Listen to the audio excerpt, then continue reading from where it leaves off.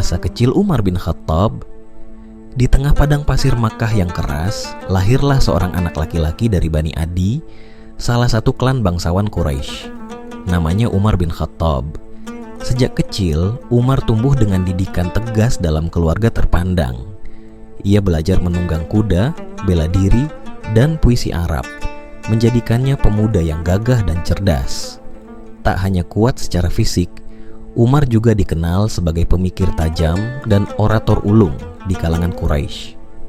Umar tumbuh di tengah budaya jahiliyah, namun jiwanya selalu terlatih dalam disiplin dan keadilan. Ia menyaksikan ketimpangan sosial di sekelilingnya, menyerap kerasnya kehidupan, dan kelak pengalaman ini membentuk karakter tegas dan berani yang membuatnya menjadi pemimpin besar Islam. Kisah Umar bin Khattab masuk Islam. Umar bin Khattab termasuk salah satu tokoh Quraisy yang sangat keras menentang ajaran Islam pada masa awal. Dengan tubuhnya yang tinggi besar, kekuatan fisik, dan kedudukannya sebagai salah satu tokoh terpandang, Umar menjadi momok yang menakutkan bagi kaum muslimin. Ketika dakwah Islam masih bersifat sembunyi-sembunyi, Umar adalah salah satu yang paling vokal dan aktif memusuhi Nabi Muhammad dan para pengikutnya. Ia bahkan terlibat langsung dalam menyiksa beberapa sahabat, termasuk budak-budak muslim. Namun, takdir Allah berkata lain. Suatu hari, dengan penuh amarah, Umar berjalan membawa pedangnya menuju Rasulullah. Niatnya satu, menghabisi Muhammad dan mengakhiri dakwah ini.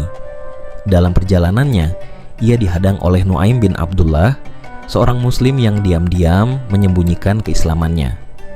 Nuaim, yang tahu maksud Umar, mencoba mengalihkan amarah itu. Ia berkata, "Mengapa engkau tidak mulai dengan keluargamu sendiri? Adikmu, Fatimah binti Khattab, dan suaminya Sa'id bin Zaid sudah memeluk Islam." Amarah Umar berpindah. Bergegas ia menuju rumah adiknya. Dari luar, ia mendengar lantunan ayat-ayat suci Al-Quran yang sedang dibacakan oleh Khabbab bin Al-Arat yang mengajari keduanya. Umar pun masuk dan memukul iparnya dan bahkan melukai adiknya sendiri. Namun, darah yang menetes dari wajah Fatimah dan keteguhan ucapannya membuat Umar terdiam. Dengan air mata mengalir, Fatimah berkata, "Engkau tidak bisa mencegah kami, wahai Umar. Kami telah beriman kepada Allah dan Rasul-Nya, maka lakukanlah sesukamu."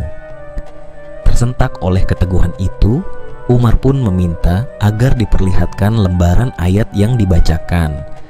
Setelah membersihkan tangannya, ia membaca bagian dari surat Taha. Hatinya tersentuh. Kata-kata dalam ayat itu mengguncang jiwanya. Umar berkata, "Betapa indah dan agungnya ucapan ini." Melihat perubahan itu, Khabbab pun keluar dari persembunyian dan berkata, "Wahai Umar, aku berdoa kepada Allah agar Dia memuliakan Islam melalui dirimu atau Abu Jahal, dan ternyata engkau yang dipilih Allah." Segera setelah itu, Umar pergi menuju rumah Al-Arqam, tempat berkumpulnya kaum muslimin bersama Nabi Muhammad.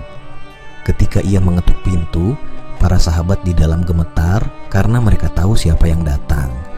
Tapi Rasulullah menyambutnya dengan yakin. Saat itulah Umar menyatakan keislamannya. Gema takbir pun mengguncang rumah Al-Arqam, dan keislaman Umar menjadi titik balik. Umat Islam tak lagi bersembunyi. Mereka mulai berdakwah terang-terangan. Bahkan Umar sendiri pernah berkata, "Setelah aku masuk Islam, barulah kami bisa salat di Ka'bah secara terbuka."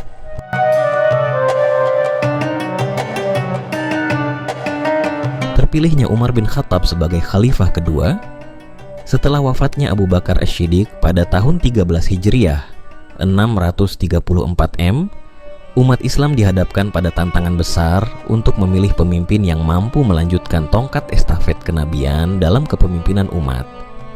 Dalam masa-masa akhir hidupnya, Abu Bakar menyadari pentingnya suksesi yang stabil. Ia tidak ingin perpecahan melanda kaum muslimin seperti yang nyaris terjadi pasca wafatnya Rasulullah. Maka, dengan musyawarah bersama para sahabat senior, Abu Bakar menunjuk Umar bin Khattab sebagai calon penggantinya. Penunjukan ini bukan keputusan sembarangan. Umar dikenal sebagai tokoh berkepribadian kuat, adil, dan tegas. Walaupun sebagian sahabat sempat merasa khawatir karena ketegasannya, Abu Bakar meyakinkan mereka bahwa Umar memiliki hati yang lembut dan cinta kepada kebenaran. Dalam wasiatnya, Abu Bakar berkata, "Jika Allah bertanya padaku siapa yang aku tinggalkan atas umat Muhammad, maka aku akan menjawab, aku tinggalkan mereka kepada yang terbaik dari mereka." Setelah Abu Bakar wafat, kaum muslimin membayat Umar sebagai khalifah kedua. Bayat ini diterima luas karena kepribadian dan integritas Umar telah lama dikenal oleh masyarakat. Sejak hari pertama, Umar bin Khattab langsung menunjukkan gaya kepemimpinannya yang visioner. Ia berpidato di hadapan umat dengan penuh kerendahan hati dan keberanian, menyampaikan bahwa kepemimpinan adalah amanah yang berat dan ia bersedia dikoreksi jika keliru. Salah satu sahabat bahkan berdiri dan berkata, "Demi Allah, jika engkau menyimpang, kami akan meluruskanmu dengan pedang kami." Umar menjawab, "Segala puji bagi Allah yang menjadikan di antara umat Muhammad orang-orang yang mau meluruskan Umar."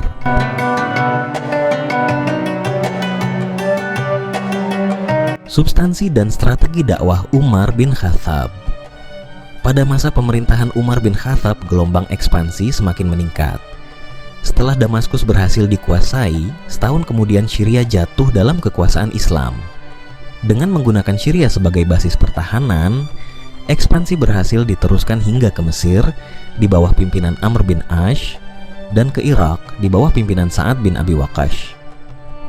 Dengan demikian, pada masa kepemimpinan Umar bin Khattab, wilayah kekuasaan Islam sudah meliputi Jazirah Arabia, Palestina, Syria, sebagian besar wilayah Persia dan Mesir.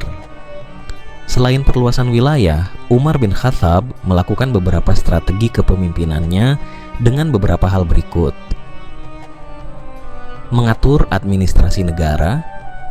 Dengan mencontoh administrasi yang sudah berkembang di Persia, Umar bin Khattab mengatur pemerintahan menjadi 8 provinsi: Makkah, Madinah, Syria, Jazirah, Basrah, Kufah, Palestina, dan Mesir.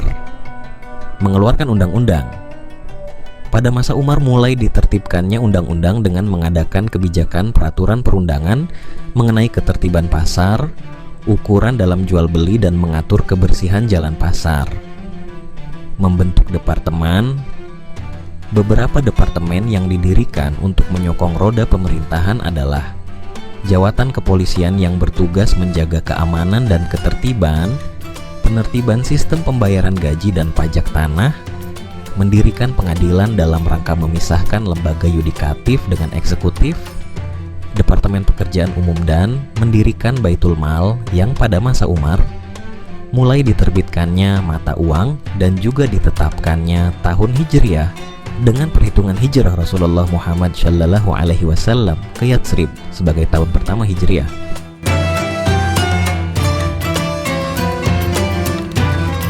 Wafatnya Khalifah Umar bin Khattab. Wafatnya Umar bin Khattab merupakan salah satu peristiwa paling tragis dalam sejarah khilafah Islam. Ia wafat akibat ditikam oleh seorang budak Majusi, Zoroaster, bernama Abu Lulu'ah al-Majusi, juga dikenal dengan nama Fairuz, seorang pandai besi asal Persia yang menjadi tawanan perang. Kejadian berlangsung saat Umar memimpin sholat subuh di Masjid Nabawi, Madinah pada tahun 23 Hijriah atau 644 Masehi. Saat sedang memimpin sholat, tiba-tiba Abu Lulu'ah menikam Umar dengan belati bermata 2 sebanyak 6 kali mengenai bagian bawah perut dan pinggangnya. Setelah menyerang Umar, Abu Lulu'ah juga melukai belasan orang lain sebelum akhirnya bunuh diri. Setelah ditikam, Umar tidak langsung wafat.